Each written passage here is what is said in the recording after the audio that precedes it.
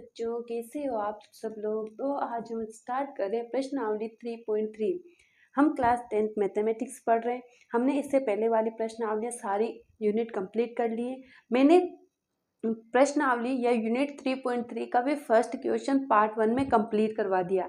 तो आज हम पार्ट सेकंड यानी सेकंड क्वेश्चन से स्टार्ट करेंगे। पार्ट सेकंड में हम सेकंड क्वेश्चन से स्टार्ट करेंगे। तो मैंने ये सारे क्वेश्चन पार्ट 1 में कंप्लीट करवा दिया है, तो आप पहले वो वीडियो जाके देखना। आज का क्वेश्चन है अपना सेकंड क्वेश्चन का फर्स्ट।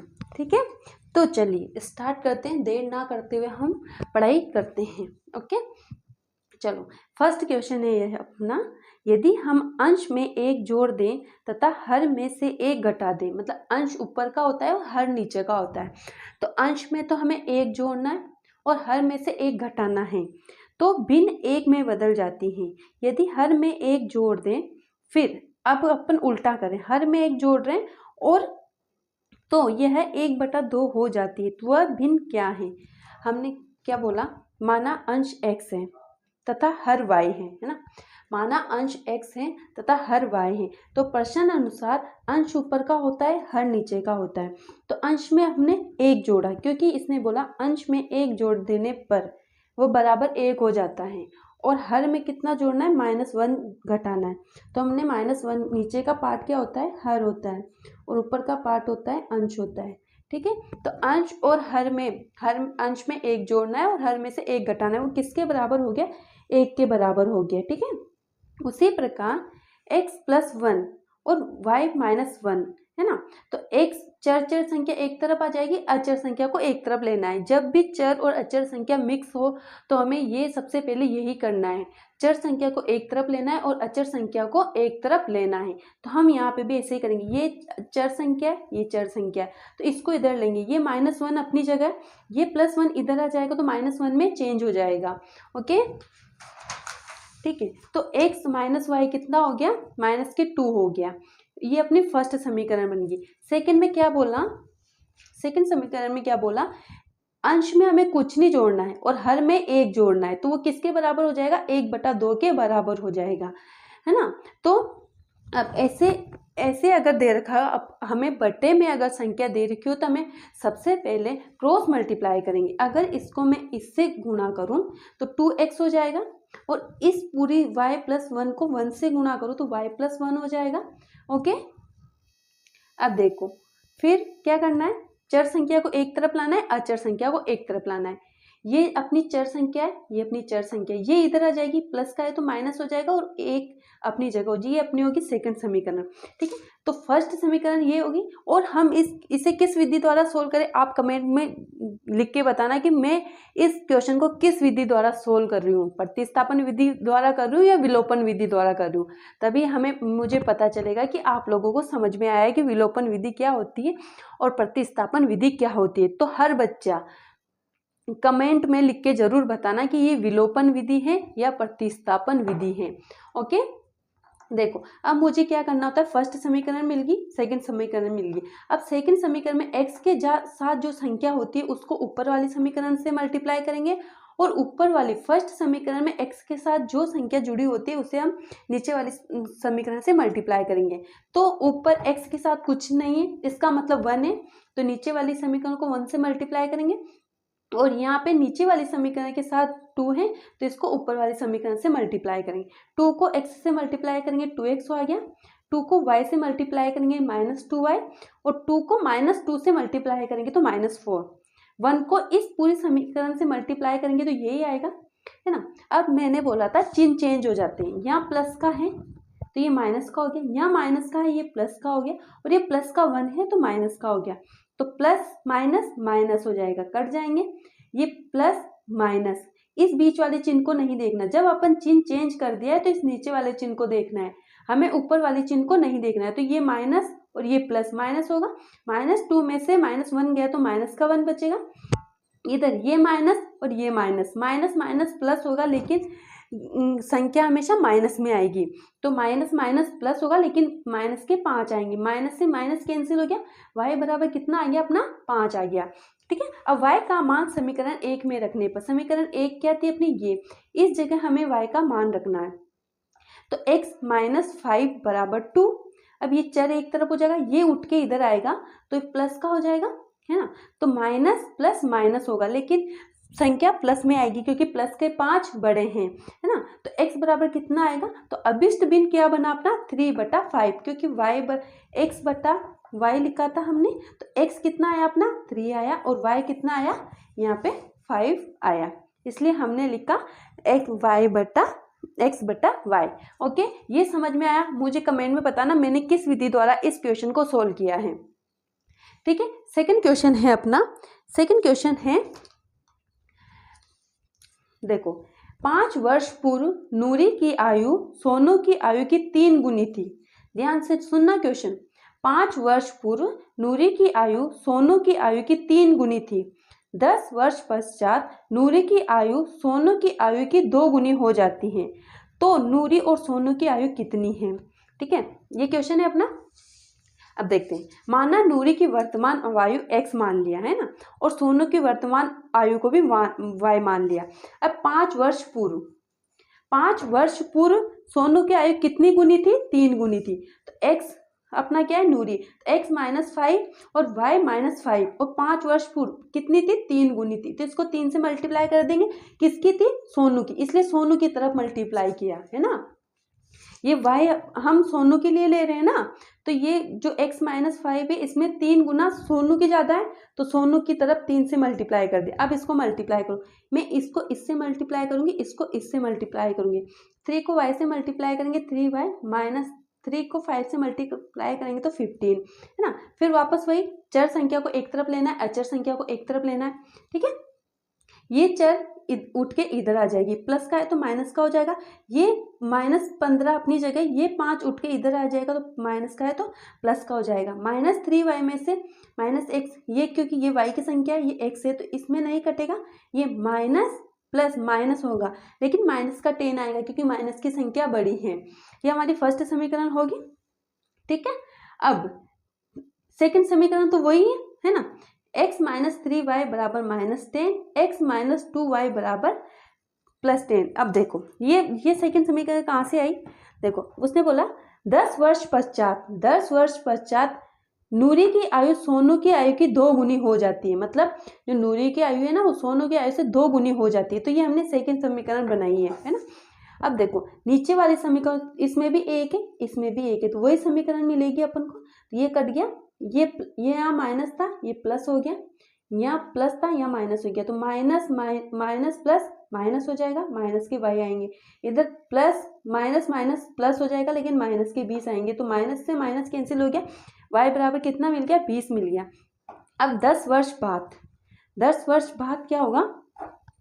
10 वर्ष बाद, है ना, यहाँ पे ये मैंने पहले ये समीकरण निकालनी है, फिर ये निकालनी है, फिर ये करना है। मैंने पहले आपको ये समझा दिया, ठीक है, उसके लिए माफ़ी चाहती हूँ। 10 वर्ष बाद x प्लस 10 अब 2 गुनी हो जाती है, तो y प्लस 10, तो इसमें नूरी की आयु से सोनू की आयु 2 गुनी हो जाती है, 2 इधर जोड़ देंगे, इसको मल्टीप्लाई करेंगे 2y प्लस 20, है ना, ये घटेगा तो क्या आ जाएगा? सेकंड समीकरण। अब करना है अपन को ये सोल्व, है ना, ये करनी है, इसको साथ में रखना है। अब y बराबर कितना मिला हमें? 20 मिला, तो 20 y का मान समीकरण 1 में रखने पर 1 क्या है? x minus 3y into 20 plus minus 10, तो 20 आ जाएगा y की जगह, इससे गुणा करेंगे 60। अब ये उठ के इधर आएगा, माइनस का है तो प्लस का हो जाएगा, तो माइनस प्लस माइनस होगा, लेकिन प्लस के 50 आएंगे। क्यों आएंगे? क्योंकि प्लस की संख्या बड़ी है। तो नूरी की वर्तमान आयु 50 वर्ष है, जब सोनू की वर्तमान आयु 20 वर्ष होगी। जब सोनू की वर्तमान आयु 20 वर्ष होगी तो नूरी की आयु कितनी होगी? नूरी की आयु उस टाइम होगी 50 वर्ष। ठीक है, अब आता है अपना तीसरा क्वेश्चन है, 2 अंकों की संख्या के अंकों का योग 9 है। इस संख्या का 9 गुना संख्या के अंकों को पलटने से बनी संख्या का 2 गुना है, वह संख्या ज्ञात कीजिए।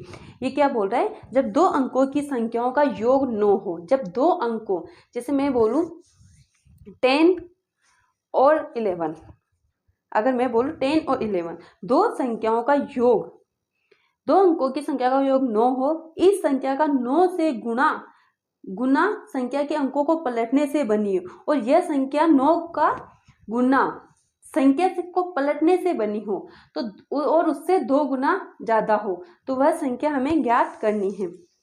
माना संख्या x y है, x प्लस वाई कितनी गुना है? 9 के बराबर है ना। तो 9 10x प्लस वाई और 2 10y प्लस x, हम इसको मान लें 10 है ना। मैं दो अंकों वाली बोला है ना, तो 2 अंकों वाली तो यही होगी ना, 10 ही होगा। अगर मैं इसको माइनस करूँ तो 9 मिल जाएगा, ठीक है मिल जाएगा। अब 9 को 10x से मल्टीप्लाई करेंगे तो 90x आ जाएगा, ये 90x, और 9 को y से मल्टीप्लाई करेंगे तो 9y आ जाएगा। इसी प्रकार 10 को 2 से मल्टीप्लाई करेंगे तो 20y और 2 को x से मल्टीप्लाई करेंगे, है ना। अब मुझे चर वाली संख्या को एक तरफ लेना है और अचर वाली संख्या को, ये भी चर है, ये भी चर है, ये भी चर है, ये भी चर है, सबको एक तरफ लेना है और बराबर में 0 लाना है। तो ये उठ के इधर आएगी तो माइनस का हो जाएगा ना, ये 20 उठ के बराबर के इधर आना है तो माइनस का हो जाएगा, ये प्लस का है तो माइनस का हो जाएगा, बराबर में 0 आ जाएगा, ठीक है। अब क्या बचा अपना, ये घटाएंगे, ये x की है, ये भी x है, तो 90 में से 2x गया तो 88x, ये भी y है और ये भी y है, तो प्लस माइनस माइनस होगा, 20 में से 9 गए तो 11y बराबर 0, ठीक है। तो अपनी फर्स्ट समीकरण ये वाली है और सेकंड समीकरण ये वाली है, तो हमें विलोपन विधि द्वारा सोल्व करना है। x y बराबर 9 और दूसरी समीकरण है 88x माइनस 11y बराबर 0। इधर 88 है तो ऊपर वाली को हम 88 से मल्टीप्लाई करेंगे, ऊपर x के साथ कुछ नहीं है, इसका मतलब 1 है तो नीचे वाली को 1 से मल्टीप्लाई करेंगे, है ना। तो 88 को x से मल्टीप्लाई करेंगे 88x, 88 को y से मल्टीप्लाई करेंगे 88y और 88 को 9 से मल्टीप्लाई करेंगे तो 792। इसको 1 से मल्टीप्लाई करेंगे पूरी समीकरण को वही आएगी, यहाँ प्लस का इसलिए माइनस का चिन्ह आ गया, यहाँ माइनस का इसलिए प्लस का चिन्ह आ गया, और यहाँ तो 0 प्लस का है इसलिए माइनस का चिन्ह आ गया, ठीक है। ये कट जाएंगे, यहाँ कितना बचा, ये प्लस और ये प्लस, प्लस प्लस प्लस हो जाएंगे, तो 88 में 11 जोड़ेंगे तो 99y ये आ जाएगा, y बराबर ये कटेंगे तो अपन y बराबर 8 मिल जाएगा।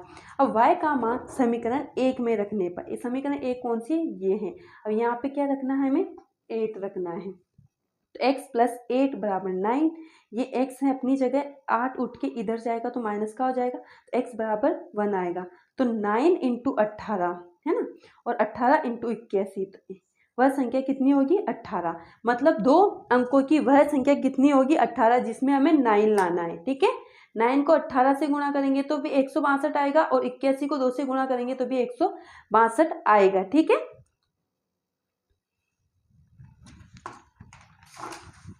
अब आता है अपना फोर्थ क्वेश्चन। फोर्थ क्वेश्चन है अपना, किराए पर पुस्तक देने वाले किसी पुस्तकालय का प्रथम दिन 3 दिनों का नियत किराया था, है ना। किराए पर पुस्तक देने वाले किसी पुस्तकालय का प्रथम 3 दिनों का एक नियत किराया था, मतलब फिक्स किराया था, तथा उसके बाद प्रत्येक अतिरिक्त दिन अलग किराया है। सरिता ने 7 दिनों तक एक पुस्तक रखने के लिए 27 रुपये अदा किए, जबकि सुकी ने एक पुस्तक 5 दिनों तक रखने के लिए 21 रुपये अदा किए। नियत किराया तथा प्रत्येक अतिरिक्त दिन का किराया ज्ञात कीजिए। देखो, सरिता ने इस पुस्तक को 5 कितने दिन रखा, 7 दिन तक रखा, तो उसने तो 27 रुपये दिए, जबकि उसी पुस्तक को सुकी ने 5 दिन रखा और 21 रुपये अदा किए। तो हमें नियत किराया और उसके अतिरिक्त किराया ज्ञात करना है, ठीक है। देखो, माना, सॉरी ये कौन सा क्वेश्चन है, ये 5वां है ना। माना नियत किराया x है ना, माना नियत किराया x है, तब प्रत्येक अतिरिक्त दिन का किराया y मान लिया, है ना। फोर्थ क्वेश्चन छूट गया, मैं फोर्थ क्वेश्चन भी करवाऊंगी, ठीक है। माना नियत किराया x है तथा प्रत्येक अतिरिक्त दिन का किराया y है, तो 3 दिन का किराया 3x प्लस 4y बराबर, सप्ताह में कितने दिन होते हैं, 7 दिन होते हैं ना, तो इन्हें 3x प्लस 4y बराबर एक सप्ताह के कितने रुपए दिए, उसने 27 रुपये दिए। किसने दिए, ये सरिता ने, है ना। ये कंफ्यूज नहीं होना कि ये 3x प्लस 4y कहाँ से आए, सप्ताह में 7 दिन होते हैं तो हमने उनको टुकड़ों में कर दिया और किसके बराबर मान लिया, 27 के। और सुकी ने कितने दिन ली, 5 दिन, तो 3x प्लस 2y बराबर कितने दिन के, 5 दिन के कितने रुपए दिए, उसने 21 रुपये दिए। तो हमें कंफ्यूजन नहीं होना है, ठीक है। अब देखो, अगर मैं ऊपर इधर भी 3 है उधर भी 3 है, तो अगर मैं इसको गुणा करूंगी तो बराबर में आएगा, तो ये कट गया, डायरेक्ट कट रहा है। देखो ऊपर भी 3, अगर ऊपर नीचे सेम संख्या आ जाए तो हमें डायरेक्ट काटना है, गुणा करने की जरूरत नहीं है। ओके, ऊपर नीचे अगर अलग अलग संख्या है तब हमें विलोपन विधि में गुणा करना है। अगर ऊपर नीचे फर्स्ट समीकरण और सेकंड समीकरण में सेम x के साथ सेम मान आए तो हमें मल्टीप्लाई नहीं करना है। इधर मुझे डायरेक्ट कर दिया, ये प्लस का है ये माइनस का है तो जुड़ जाएगा, प्लस माइनस माइनस होंगे तो 4y में से 2y गया, 2y बचा, ठीक है, प्लस का 2y बचेगा। इधर 6 है तो y बराबर 6/2 बराबर 3 आ गया। अब y का मान कितना आ गया, 3 आ गया। तो y का मान समीकरण 1 में रखने पर समीकरण 1 क्या है, 3x + 4y बराबर 27, 3x + 4 × 3 बराबर 27 है ना। तो 3x 4 × 12, अब ये चर संख्या जबकि ये चर संख्या, ये इधर आएगी तो ये प्लस की है तो माइनस का हो जाएगा, तो 3x बराबर 15, x बराबर 15/3 तो 5 आ जाएगा। तो y बराबर कितना है, 3 और x बराबर है 5, है ना। तो उसने क्या किया, जो सुर्की क्या थी, जो वो थी सुकी ने 3 रुपये अधिक दिए और वो सरिता ने 5 रुपये अधिक दिए। ओके, समझ में आया। अब अपना है फिर फोर्थ क्वेश्चन है, देखो फोर्थ क्वेश्चन है अपना, ये देखो है ना। मीना 2000 रुपये निकालने के लिए एक बैंक में गई। मीना ने क्या किया, 2000 रुपये निकालने के लिए एक बैंक में गई। उसने खंगाची से 50 रुपये तथा 100 रुपये के नोट देने के लिए कहा ना। मीना को 2000 रुपये चाहिए थे लेकिन 100 और 50 के नोटों में ही चाहिए थे। मीना ने कुल 25 नोट प्राप्त किए। ज्ञात कीजिए कि उसने 50 रुपये और 100 रुपये के कितने कितने नोट प्राप्त किए। ठीक है, तो हमें अभी संख्या नहीं मालूम है तो मैं इसको x मान लूंगी। माना 50 रुपये के नोटों की संख्या x है तथा 100 रुपये के नोटों की संख्या y है। तो उसने 50x + 100y बराबर कितने रुपए थे, 2000 रुपये, है ना। तो मैं कॉमन ले लूंगी, यहाँ पे 50 है, इसमें 5 का भाग जा रहा है, इसमें भी 5 का भाग जा रहा है, तो ये 50 बाहर आ गया तो अंदर क्या बचा, x बचा। और 50 का 100 में कितनी बार भाग जाएगा, 2 बार, तो ये 2y अंदर बचे। अब मैं 2000 को तोड़ूं तो कितना, 50 × 40 कर सकती हूँ ना, तो मैंने इनको 2000 को तोड़ दिया, है ना। तो 50 से 50 कैंसिल हो गए, x + 2y बराबर 40 बचा, है ना। और x + y बराबर 25। कितने नोट प्राप्त किए उसने, 25। ये x हमारा कितना है, 50 रुपये के, और 100 रुपये के कितने नोट प्राप्त किए, 25 नोट प्राप्त किए। ओके, आ गया समझ में, है ना। अब इसको काट दो, x से x कैंसिल हो जाएगा, प्लस माइनस माइनस हो जाएगा, 2y में से y गया, y बचेगा, और 40 में से 25 गए तो 15, तो y बराबर 15, है ना। y का मान समीकरण 1 में रखने पर y बराबर 15 है, ये है ना। तो x + 2 × 15 बराबर 40, 15 दूना 30 हो जाएंगे, ये 40, ये 30 उठ के इधर आएंगे तो 40 - 30 हो जाएंगे 10। तो 50 रुपये के 10 नोट थे और 100 रुपये के कितने नोट थे, 15 नोट थे, है ना। ये तो ये अपना आंसर हो जाएगा, है ना। वीडियो कैसी लगी, अगर आपको मेरा पढ़ाना अच्छा लगता है तो लाइक ज़रूर कीजिएगा, कमेंट करना और मुझे बताना कि आपको कैसा लगा, और चैनल को सब्सक्राइब ज़रूर करना। Thank you.